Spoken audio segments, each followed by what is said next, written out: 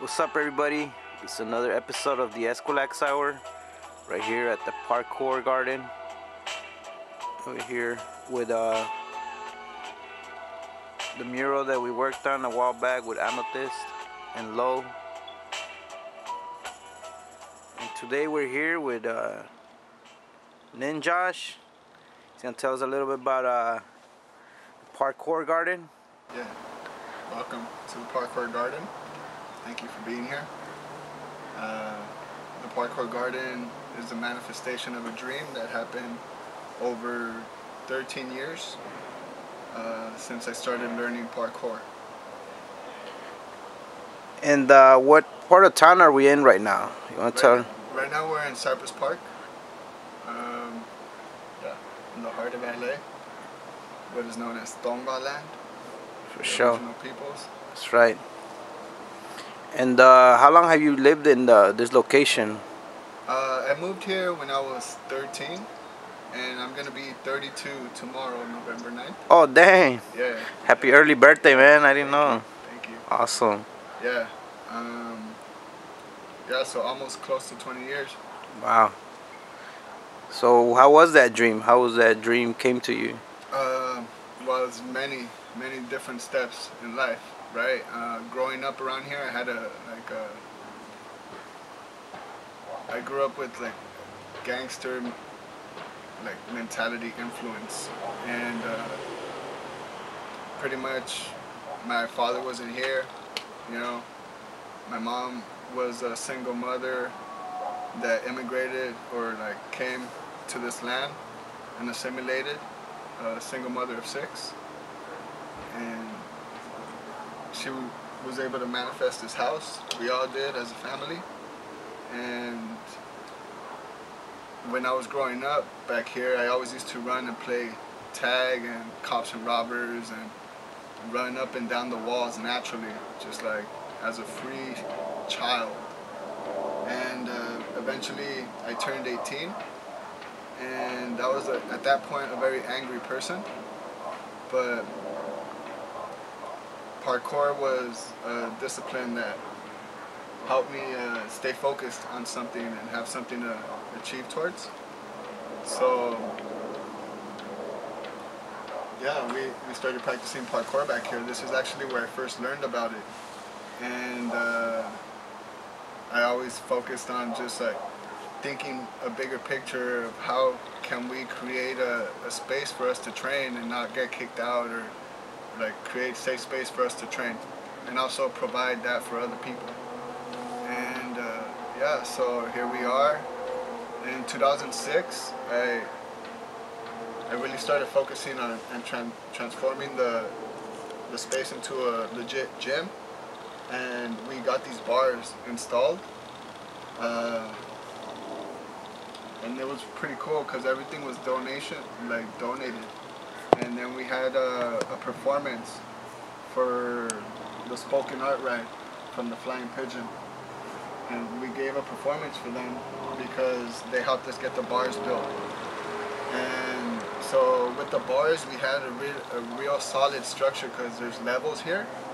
And it was pretty much just creating itself. The gym started creating itself. And now this is coming towards the end of the first year, 2019. Yeah, it's like futuristic or living in the past sometimes. 2019, our first year coming to an end, and it's exciting to see the community coming out and supporting, and families playing, adults with children letting loose. So it's beautiful to see the dream come together. As what is the dream? The dream is to create a space for people to come together, support each other, work on their fundamental movements so they can feel confident, to learn how to play, to connect with the earth, because there's trees, there's a native garden, there's fruits, and there's a lot more things happening than just the actual parkour. So I'm really excited to create a safe space. And did you have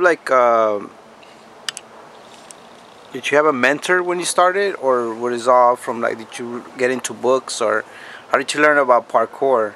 So I would say that Gnarly Charlie 88 on Instagram. Check him out. All right. He's for sure a mentor, like unofficially.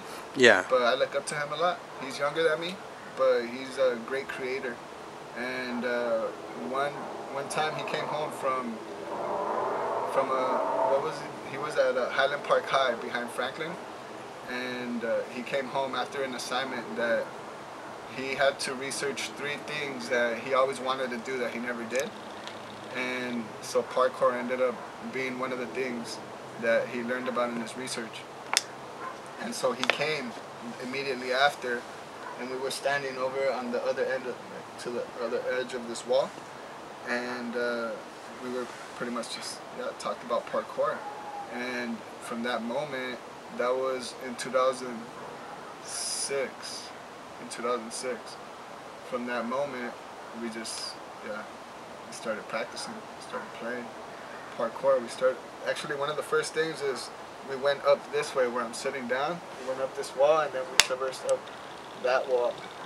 And so we wanted to see how efficient we can do that, you know.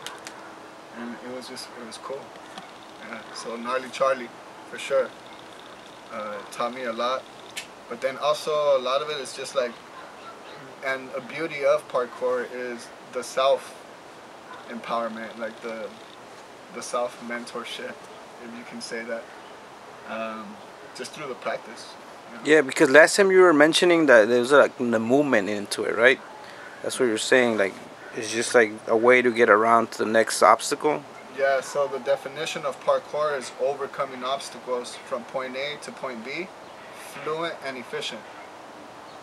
So what's the most efficient way that you can move? And then from here to here. And then I love to be in the mentality of moving with the purpose. So as I move through that space, I'm stepping forward into it with confidence, knowing that, okay, I'm gonna do this jump or do this swing, whatever the motion is. So the movement is the inertia, right? Like once we get the ball rolling, we gotta follow through. Confident stepping, knowing, and then just also like not overthinking, mostly just doing. And for somebody who wants to like start, what would be like an easy like a move, or you know, let's say like me, I like back in the days I used to skate. The first thing I had to learn was like how to ride the board and then how to ollie. Would be like a good step, like for somebody who's gonna watch this video later on. And well, I love skateboarding.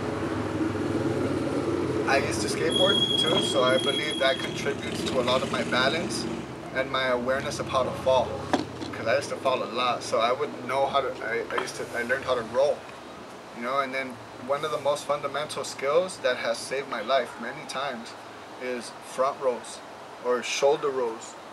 And because sometimes when you're slamming forward, you don't want to just slam down. You want to tuck in your head. I can give a quick demonstration. Hell yeah.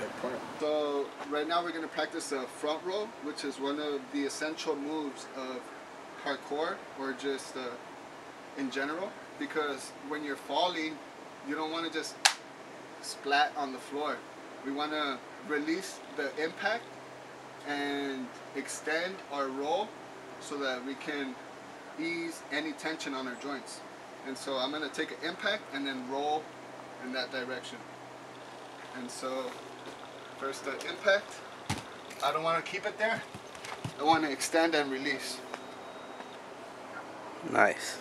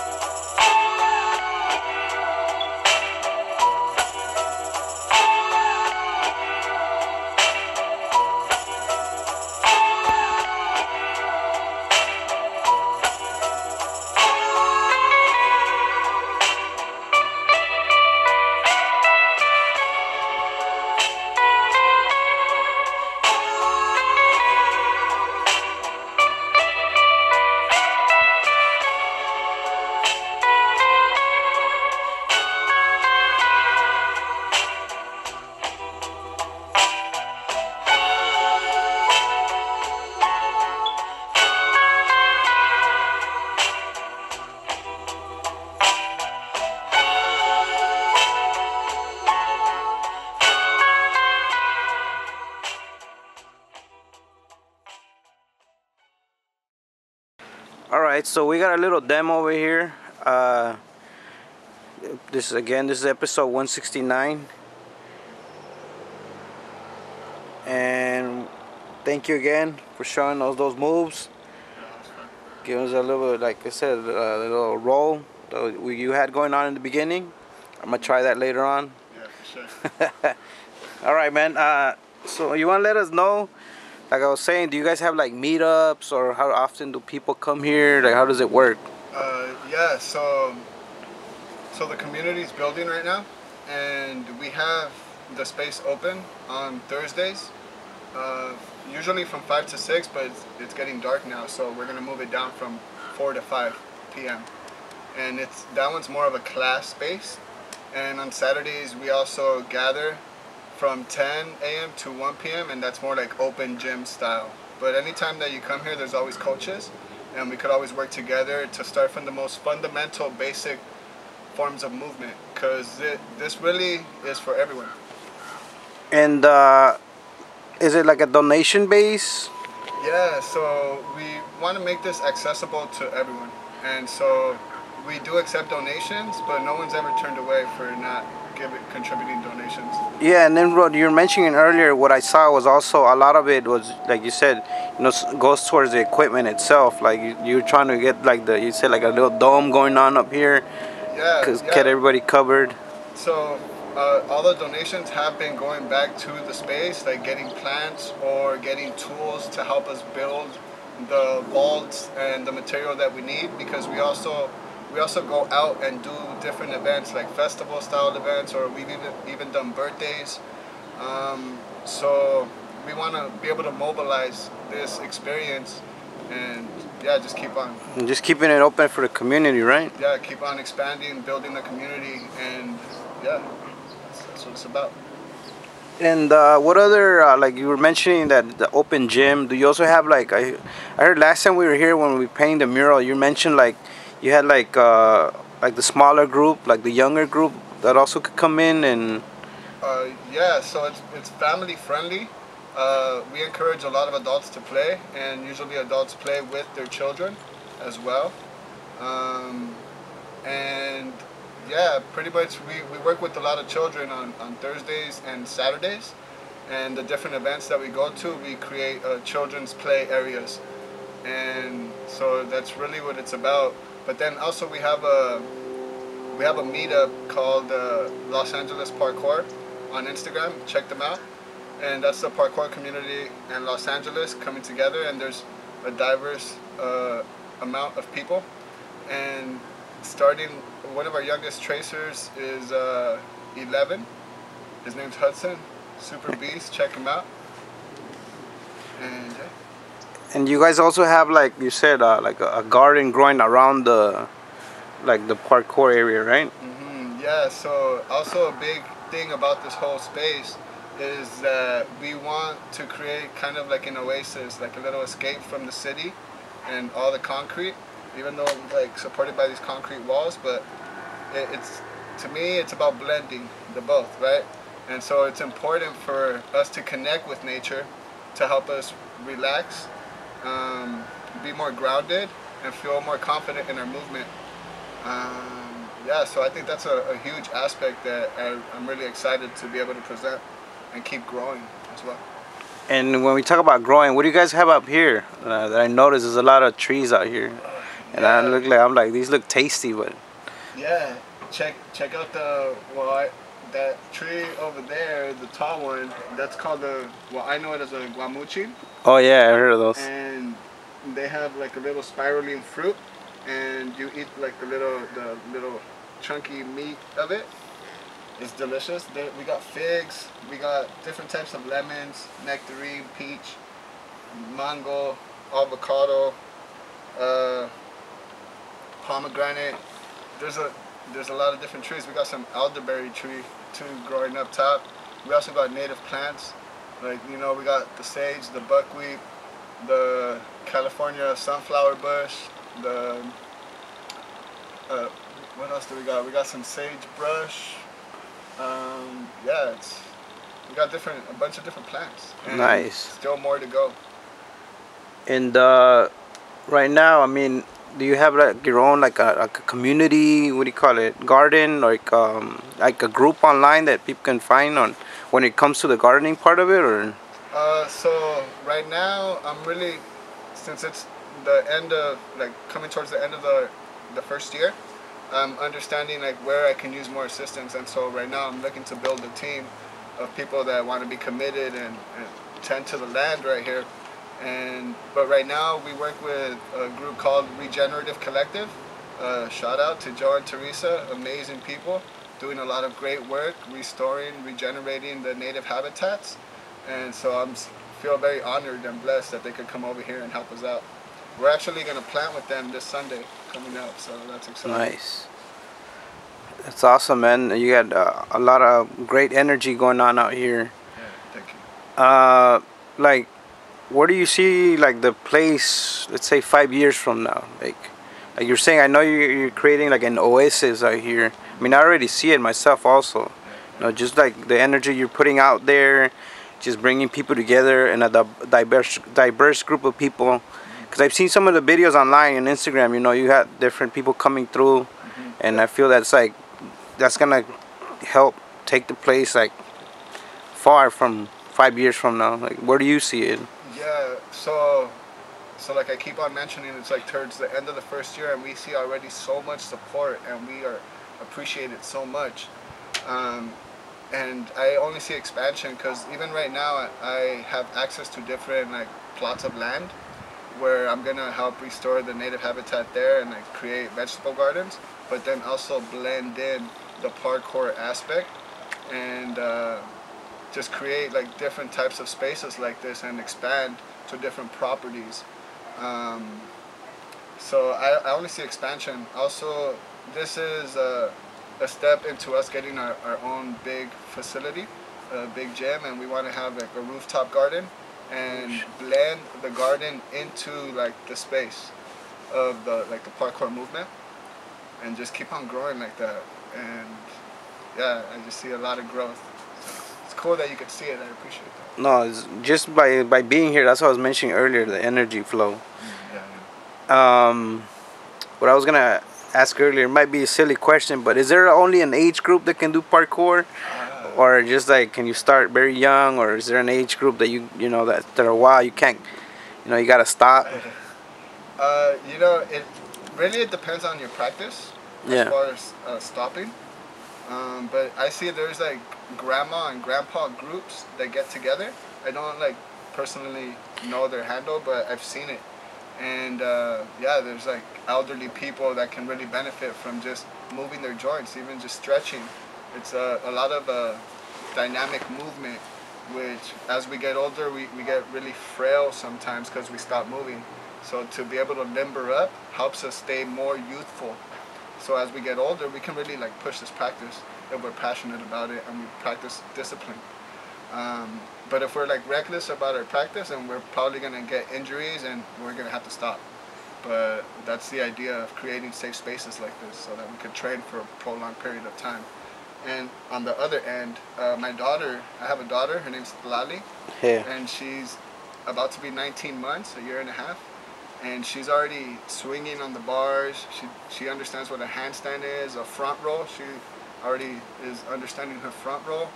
And I always like to do like little flips as I carry her around so she could get air awareness and just be immersed in the culture of the movement.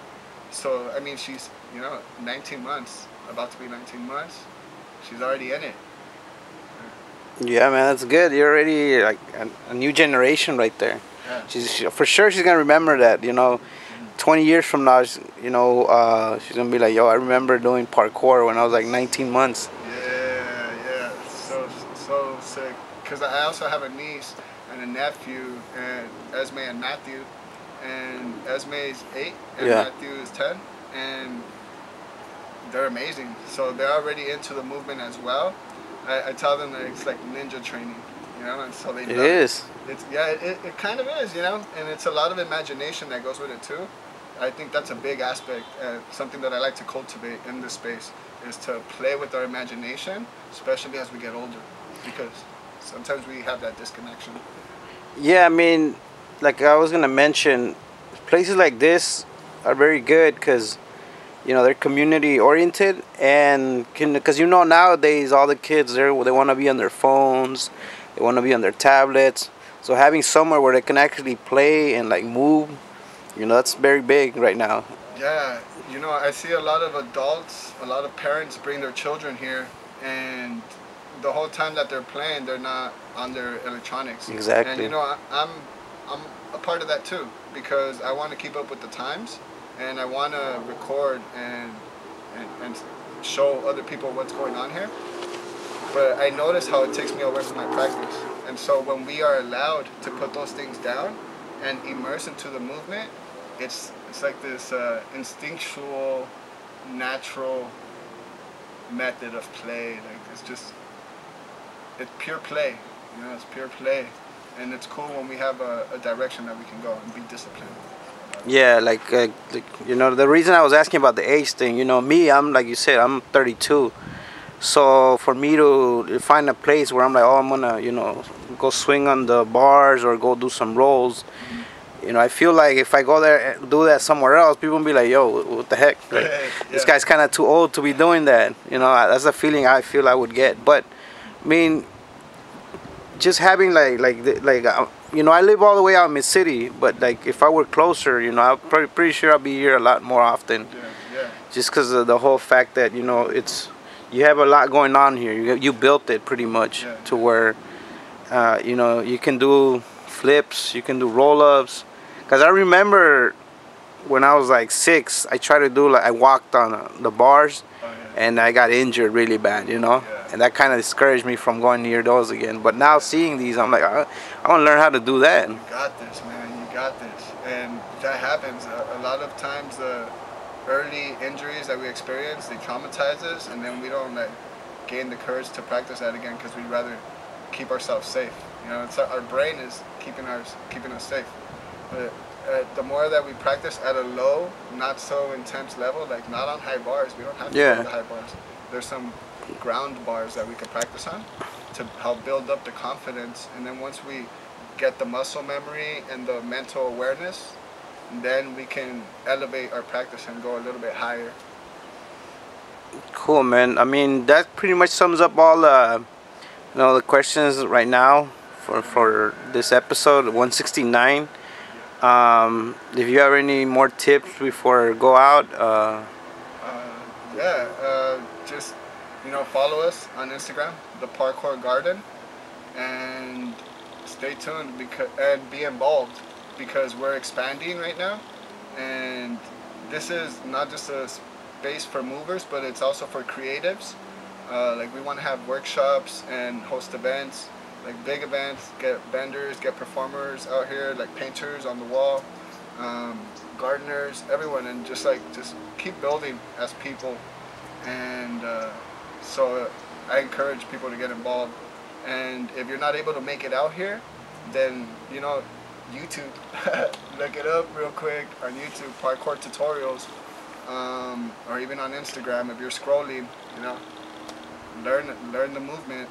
Fundamentals, start low and slow, and the only way to make the change is to take the action.